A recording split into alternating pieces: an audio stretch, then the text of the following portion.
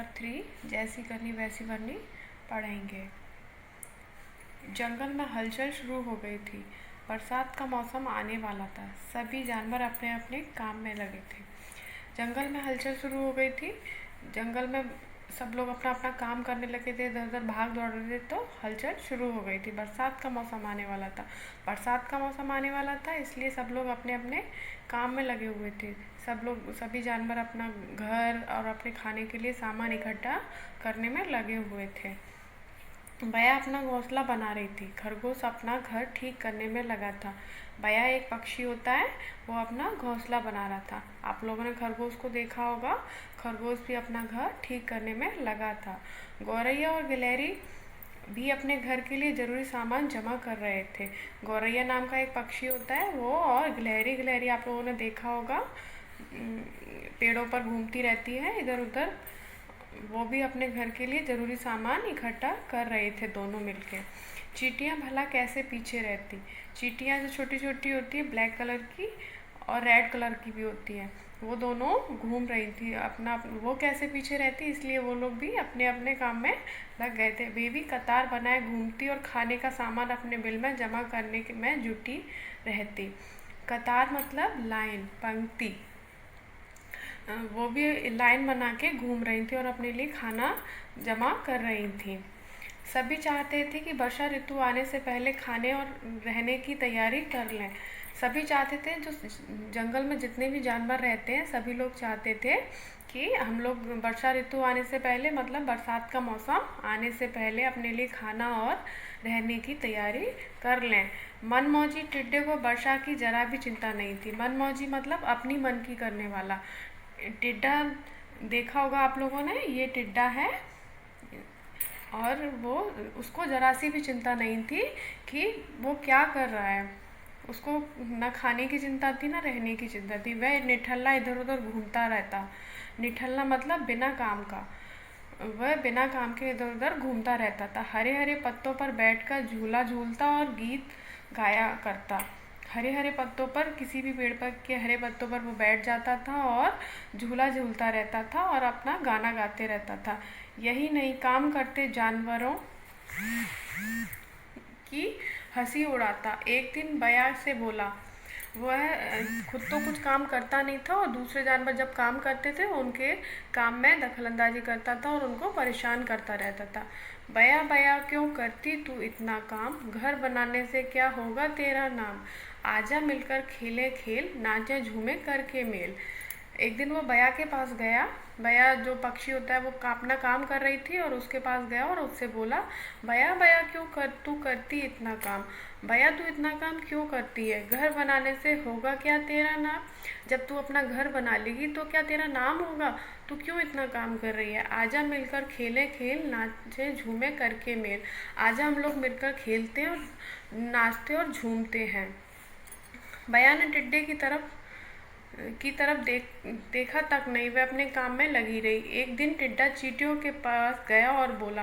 बया जो थी वो अपना काम करती रही, उसने टिड्डे की बात बिल्कुल भी नहीं सुनी और अपने काम में लगी रही। जब टिड्डे को लगा कि ये मेरी बात नहीं सुन रही है, तो वो एक दिन फिर चींटियों के पास गया और उनसे बोला, नन्ही नन्ही चींटी प्यारी, उठा रही क्यों बोझा भारी। छोड़ो भी ये खाना लाना, मुझ संग मिलकर गाओ गाना। नन्ही नन्ही चींटी प्यारी, वो जाके उनसे बोला, नन्ही नन्ही प्यारी सी चींटी, उठा रही क्यों बोझा भारी, तुम इतना भारी बोझा क्यों उठा रही हो। छोड़ो भी ये खाना लाना, मुझ संग मिलकर आओ गाना। वो उनसे बोला, छोड़ो ये खाना वाना लाना, क्यों इतना काम कर रही हो तुम, आओ हम लोग मिलकर गाना गाते हैं। चींटियाँ बड़ा सा बतासा धकेलकर बिल में ले जा रही थीं। वे चुप रहीं और अपना काम करती रहीं।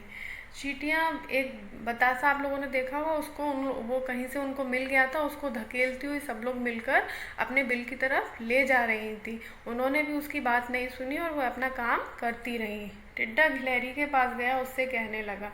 जब चींटियों ने उसकी बात नहीं सुनी तो वो कहाँ गए, एक गिलहरी के पास गए और उनसे कहने लगा, गुलगुल गिलहरी हो गई दोपहरी, छोड़ घर बनाना, आजा गा ले गाना। गुलगुल गिलहरी का नाम था गुलगुल, उससे बोला कि गुलगुल गिलहरी हो गई दोपहरी, उसने कहा कि दोपहर हो चुकी है, छोड़ घर बनाना, अब तो अपना घर बनाना छोड़ दे, आजा गा ले गाना। चल हम लोग मिलकर गाना गाते हैं।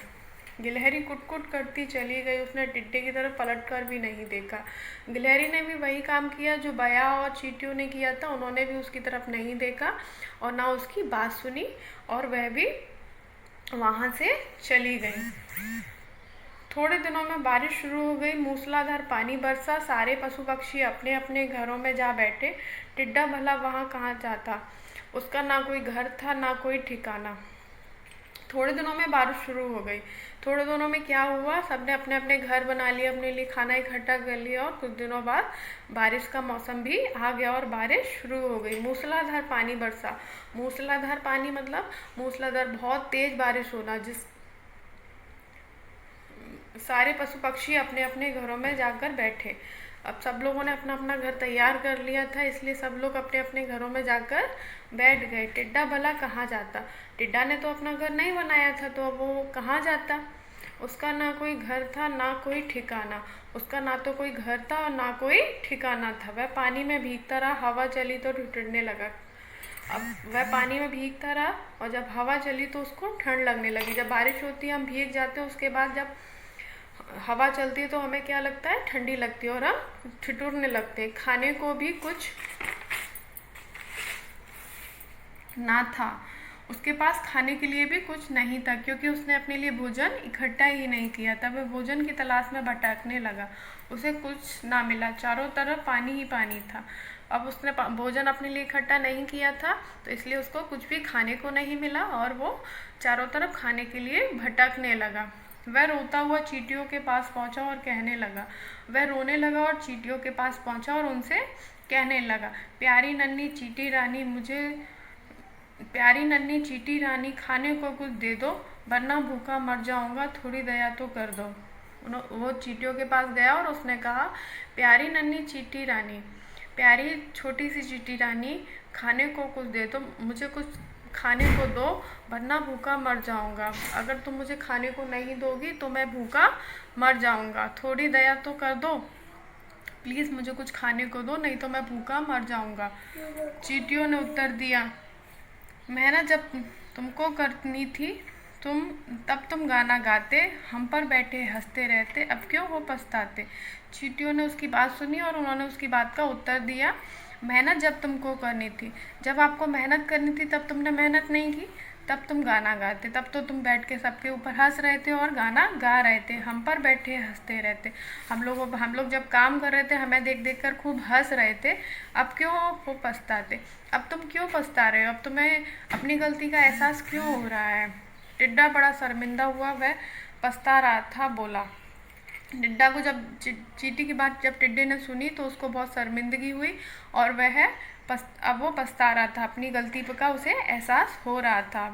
और वो बोला, अपनी गलती मान रहा हूँ, दर दर भूखा भटक रहा हूँ, सबकी मैंने हंसी उड़ाई, अब मेरी जा पर बन आई।